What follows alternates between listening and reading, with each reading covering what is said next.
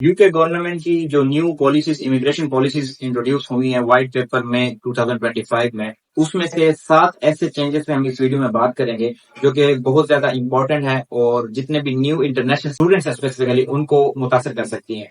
उसमें सबसे पहले अगर हम बात करेंगे तो उसमें PSW या ग्रेजुएट रूट वीजा जो था वो रिड्यूस हुआ है, वो उस पर बात करेंगे। सेकंड पॉइंट जिस पे हम बात करेंगे वो है ILR का टाइम टू स्टार्ट किया है 5 ईयर से 10 ईयर के लिए। तो स्ट्रिक्टर इंग्लिश रिक्वायरमेंट इन्होंने इंट्रोड्यूस कराई है 3rd नंबर पे, ठीक है। और 4th नंबर पे हम बात करेंगे डिपेंडेंट के लिए जो रूल्स एंड रेगुलेशन है वो कितने इन्होंने टफ और टाइट कर दिए हैं, ठीक है। इसके अलावा हम अगर 5th नंबर पे बात करेंगे जो स्पॉन्सरिंग इंस्टीट्यूट्स हैं या यूनिवर्सिटीज की हम स्पेसिफिकली अगर हम बात करें बेसिकली उनके लिए उन्होंने जो क्राइटेरिया है टाइट कर दिया, वो इंक्रीज कर दी है, ठीक है। इस पे हम बात करेंगे।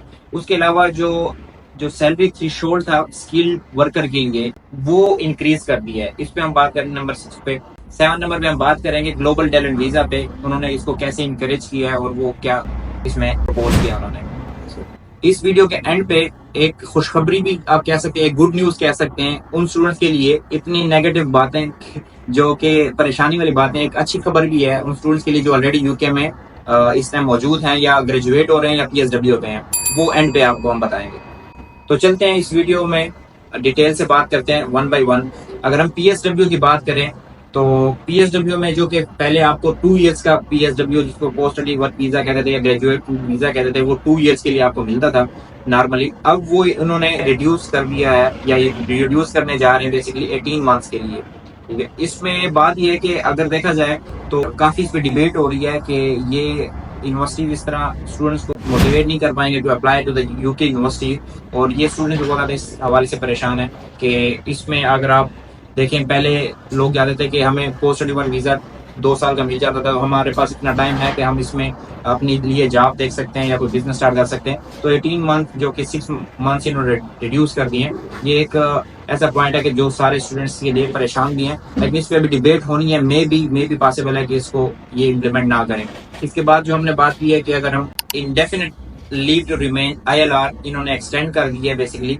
पहले 5 ईयर के लिए अगर आप लेजिटिमेट यूके में रहते थे यानी कि आप स्किल वर्कर वीजा पे रहते थे या किसी ऐसे लेजिटिमेट तरीके से रहते थे अदर देन स्टडी, तो आपका जो ILR है बेसिकली जिसको हम PR भी कह सकते हैं, परमानेंट रेजिडेंसी, वो 5 ईयर के बाद आप एलिजिबल थे टू अप्लाई। अब उन्होंने वो प्रपोज किया कि वो एक्सटेंड कर रहे हैं इनटू 10 ईयर्स। आपको 10 ईयर्स के लिए रहना पड़ेगा। इसमें भी बहुत सारी डिबेट हो रही है कि क्या ये होना चाहिए या नहीं होना चाहिए, और बहुत सारी अपोजिशन इसको अपोज कर रही है कि ये बिल्कुल इस तरह नहीं होना चाहिए। तो आप बिल्कुल एक रास्ता बंद कर रहे हैं कि इमिग्रेंट्स के लिए कि वो यूके का रुख करें, क्योंकि बहुत सारे यूरोप में कंट्रीज हैं बहुत सारे जो कि 5 ईयर्स के अंदर आपको ILR भी दे रहे हैं PR भी दे रहे हैं। तो इस पे बहुत ज्यादा डिबेट हो रही है और होपफुली ये शायद ना हो। अगर होता भी है इम्प्लीमेंट तो इसमें कोई कंडीशंस लगेंगी। अगर आप फॉर एग्जांपल एक फील्ड में जॉब कर रहे हैं और उस फील्ड को छोड़ किसी और फील्ड में चले जाते हैं, फिर उस फील्ड से किसी और फील्ड में, तो इस तरह अगर आपको स्किप करते हैं, कोई भी इस तरह की एक्टिविटी करते हैं क्रिमिनल या कोई इस तरह की कंडीशन लग जाएगी कि आप अगर कंडीशनली 10 ईयर रूट पे शिफ्ट हो जाएंगे, अगर आपने ये किया या अगर आप सेम रूट पे रहते हैं या अगर आप ये रहते हैं तो आपके लिए 5 ईयर का होगा स्टिल। तो इस पे कंडीशंस लग के मे बी अगर ये इम्प्लीमेंट होगा भी तो कंडीशन लगेगी, जो मेरी राय है। और डायरेक्टली अगर ये 10 ईयर्स के लिए कन्वर्ट करेंगे ये बहुत ज्यादा मुश्किल भी हो जाएगा, और जितने भी इमिग्रेंट्स हैं वो यूके को एज ए डेस्टिनेशन फिर मेरे ख्याल से नहीं रखेंगे। और इसके अलावा अगर हम तीसरी बात पे करें, जैसे मैंने कहा कि इंग्लिश रिक्वायरमेंट उन्होंने बहुत ज्यादा सख्त कर दी है, वो चाहे स्टूडेंट के लिए हो, चाहे वो डिपेंडेंट के लिए हो, चाहे वो स्किल वर्कर वीजा पे आ रहा हो, या स्किल वर्कर वीजा के लिए जो पहले इसके साथ जो डिपेंडेंट आते थे उनके लिए कोई इंग्लिश रिक्वायरमेंट नहीं थी, तो उनके लिए भी इन्होंने अभी इंट्रोड्यूस कराई है A1 लेवल की एटलीस्ट आपको इंग्लिश आनी चाहिए। तो जो कि पहले फॉर एग्जांपल अगर कोई स्किल वर्कर वीजा पे आता था तो उनके डिपेंडेंट को या बच्चों को या किसी को अगर इंग्लिश नहीं भी आती थी तो वो इजीली आ जाते थे, लेकिन अभी इन्होंने इंट्रोड्यूस कराया कि if you are living in the UK you should speak English. So अभी ये है कि उन्होंने इंट्रोड्यूस कराया एटलीस्ट A1 लेवल की इंग्लिश आप लोगों को आनी चाहिए, जो कि अब हर किसी को, स्पेशली अगर हम पाकिस्तानी या इंडिया बांग्लादेशी की बात करें, हर किसी को नहीं आती है जिन्होंने इंग्लिश पढ़ी ना हो। पढ़ना तो आता है लेकिन कम्युनिकेट करना उस तरीके से नहीं आता, तो ये एक स्ट्रिक्टर इंग्लिश रिक्वायरमेंट है। इसके अलावा अगर हमने बात की है कि जो डिपेंडेंट स्टूडेंट डिपेंडेंट स्पेसिफिकली अगर हम बात करें नंबर 4 पे, जो स्टूडेंट डिपेंडेंट पहले से जो आ रहे थे वो बहुत इजी था, फिर यूके गवर्नमेंट ने क्लोज कर दिए थे, लेकिन स्टिल हमारे पास तरीके हैं या रास्ते हैं, जिस तरह के मास्टर रिसर्च कोर्सेज हैं या पीएचडी में रिसर्च के कोर्सेज हैं जिसमें स्टूडेंट आ रहे थे।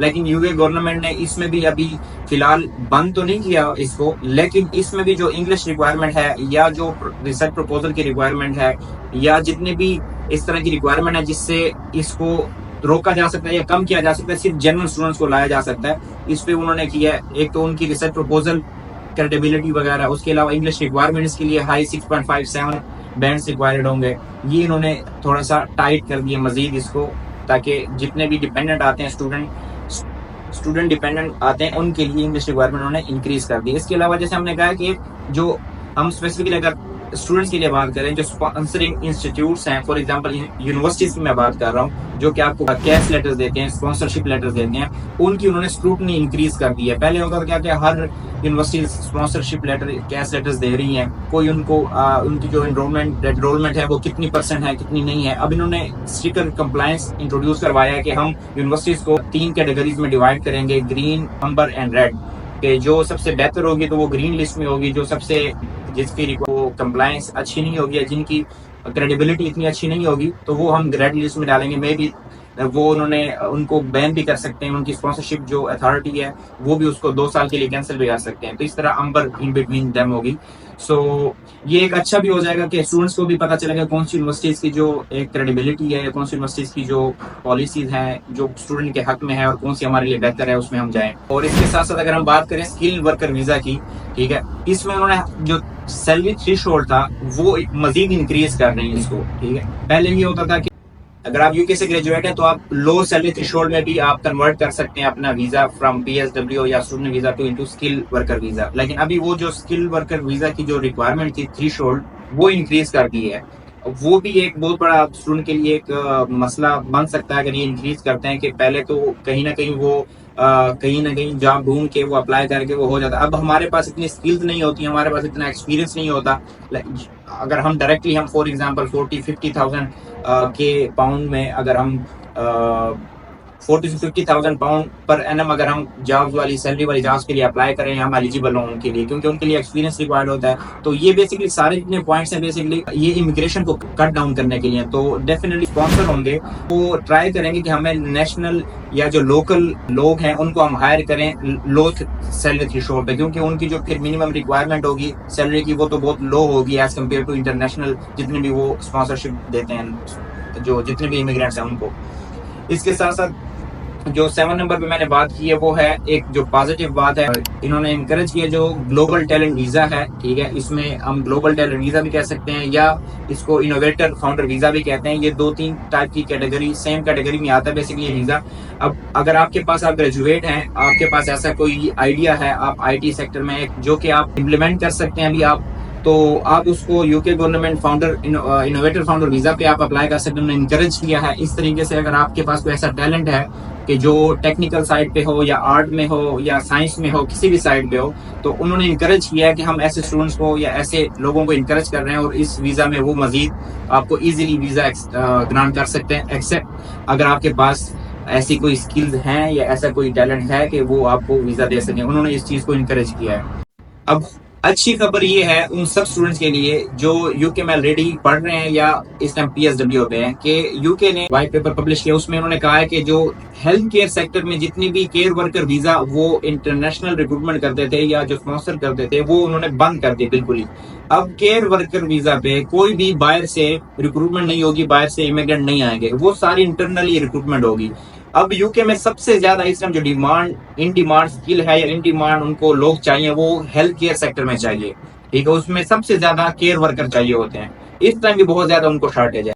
तो अब वो अगर इंटरनेशनली पूरी नहीं करेंगे तो वो कहाँ से पूरी होगी, वो लोकली पूरी करेंगे, और लोकली उनके पास अपने इतने लोग हैं नहीं, तो वो कौन होगा, आपके जितने आप ग्रेजुएट हो रहे हैं वो लोग जो पीएसडब्ल्यू पे वो लोग, आपको ये जॉब इजीली मिल सकती है अगर आप अभी से साथ साथ कोई पार्ट टाइम जॉब यानी कि इंटर्नशिप शुरू कर दें या पार्ट टाइम जॉब शुरू कर दें, या आप किस तरीके से इस फील्ड से एफिलिएटेड हो जाएं, या आप इसके लिए कोई सर्टिफिकेशन कर लेते हैं, ऑनलाइन कर लेते हैं, या आपके पास इवन की ऐसी भी बहुत सारी केयर वर्कर की जॉब होती है कि आपको कोई वहां पे बकायदा लिखा होता है कि आपके पास कोई एक्सपीरियंस नहीं भी है, देन आप स्टिल अप्लाई कर सकते हैं। तो ये एक बहुत अच्छी खबर है। अगर कुछ अल्लाह पाक रास्ते बंद अगर कुछ होते हैं तो और रास्ते भी अल्लाह पाक खोल देता है। तो इस तरीके से अगर आप देखें तो ये एक बहुत अच्छी अपॉर्चुनिटी है। आप केयर वर्कर वीजा में, अब पहले लोग क्या करते थे, आपको भी पता है, हम सबको पता है कि लोग स्पॉन्सरशिप खरीदते थे। अब उस चक्कर से बच जाएंगे कि क्योंकि उनकी मजबूरी होगी, उन्हें इंटरनल रिक्रूटमेंट करने, उनको लोग चाहिए होंगे। तो वो जितने भी लोग PSW में इनकी डिग्री कंप्लीट हो गई है तो वो इजीली ये जॉब ले सकते हैं।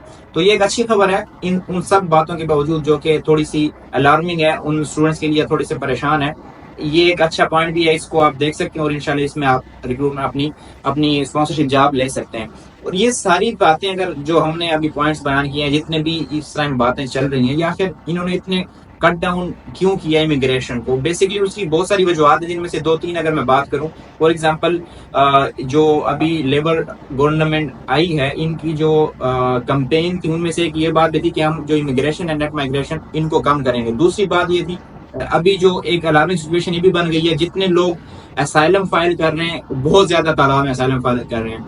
अगर देखा जाए, और असाइलम फाइल करने की तादाद में 30 to 35% वो लोग हैं जो ऑलरेडी वीजा पे थे, या वो वर्कर स्किल वर्कर वीजा पे आए थे, या केयर वर्कर वीजा पे आए थे, या स्टूडेंट वीजा पे आए थे। ठीक है, वो ऑलरेडी एक लीगल तरीके से आए थे, उसके बाद उन्होंने असाइलम फाइल की है। तो ये एक अलार्मिंग सिचुएशन गवर्नमेंट के लिए इसलिए भी है कि एक बंदा ऑलरेडी वीजा पे आ रहा है, उसको बाद में क्या ऐसा इशू आ गया कि वो असाइलम फाइल कर रहा है। तो ये बहुत ज्यादा अलार्मिंग सिचुएशन है। एक तो होता है कि कोई कश्ती के जरिए आ रहा है, कोई इलीगल तरीके से माइग्रेंट आ रहा है और बाद में असाइलम कर रहे हैं, वो अलग तरीका है। लेकिन एक ऑलरेडी एक लीगल वे से आ रहा है, उसके बाद उसको असाइलम का ख्याल आया तो उसने असाइलम फाइल किया। पहले क्यों नहीं किया? अब अपने कंट्री में बैठ के भी असाइलम फाइल कर सकते हैं। तो एक उसमें से जो सबसे बड़ी एक अमाउंट है, फॉर एग्जाम्पल, उसमें से 50% इंटरनेशनल स्टूडेंट्स ने असाइलम फाइल की, और उसमें से सर फहरिस्त पाकिस्तान, बांग्लादेश और ये कंट्रीज हैं सारे। तो ये एक अलार्मिंग सिचुएशन है। और वो असाइलम किस बेस पे, किस कैटेगरी में फाइल किए हैं, वो तो मेरे ख्याल से अगर हम ना ही बताएं तो बेहतर। ऐसी मतलब कैटेगरीज में फाइल किए हैं जो कि इस्लामिक पॉइंट ऑफ व्यू से भी एक अच्छी बात नहीं, और हमारे किसी भी एक मतलब अगर देखा जाए एक हमारे इक़दार के खिलाफ है। लेकिन लोगों ने इतने ज्यादा असाइलम फाइल किए, जिसकी वजह से उन्होंने देखा है कि ये तो मोस्टली इंटरनेशनल स्टूडेंट्स ही असाइलम फाइल कर रहे हैं।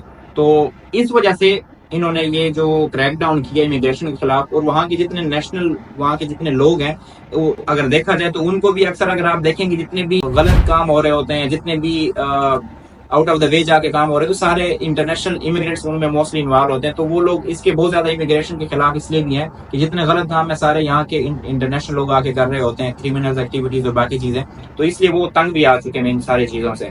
और तो ये है, लेट्स सी, अभी तक ये इम्प्लीमेंट नहीं हुई कि इसमें से कौन कौन सी चीजें इम्प्लीमेंट होगी, कौन सी नहीं होगी। वो आगे आहिस्ता आहिस्ता जब ये नेक्स्ट मंथ होपफुली ये इम्प्लीमेंट होंगी तो पता चल जाएगा। अभी इस पे डिबेट होनी है, बहुत ज्यादा अपोजिशन भी है इस बात पे, इस बिल को लेके, इस वाइट पेपर को लेके।